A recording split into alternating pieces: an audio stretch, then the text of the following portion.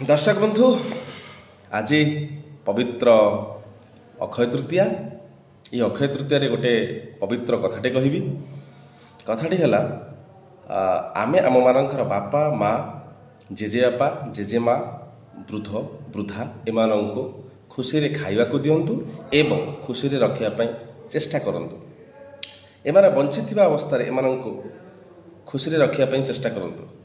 किंतु वर्तमान युवपीढ़ी माने निजर पिता माता किंबा जेजेबापा जेजेमा किंबा वृद्ध वृद्धा मानकर मृत्यु पर तांकर एकादश एवं वार्षिक उत्सव को भल भाव पालन करती एवं हजार हजार लोक खाइबा को दियंती एवं श्राद्ध रे बहुत आइटम करी तांका समाधि पाखरे नहीं दियंती।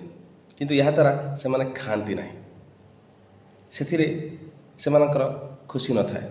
बंची अवस्था लोक को खाइबा को दियंतु, लोक को खुशी रखंतु, ताको खुशी रे चलिबा को दियंतु। शेष समय रे सेमाने जो आशीर्वाद आपन को प्रदान करिवे से ही आपनकर शुभ फल एवं शुभ कामना हेबो। तेणु मु एठी कहि रखिबा चाहूँगी आपण मानक एवं युवपीढ़ी मानक समाज को वार्ता देवा चाहूँगी। बंची अवस्था लोक खुशी रे जो मैंने आपण घरे अच्छा समस्त खुशी रखा चेष्टा करंतु। मरीगला कौन कम आसब ना। हजार हजार लोक खाइबा को देवा किंबा तांका समाधि पाखरे नहीं कोढ़े देले तांको खुशी मिलिबो नहीं। एणु आपण बंची अवस्था लोकर जत्न नियंतु, तांको खाइबा को दियंतु, तांको ठारो मिलुथुवा आशीर्वाद आपणको आगको नब एवं आपणक पिला आपणकर परवर्ती पीढ़ी ताहा आपणको खुशी रे रखिबो।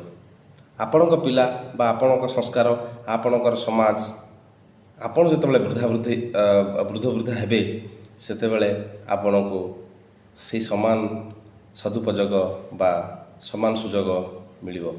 नमस्कार। जय भारत, जय श्री राम।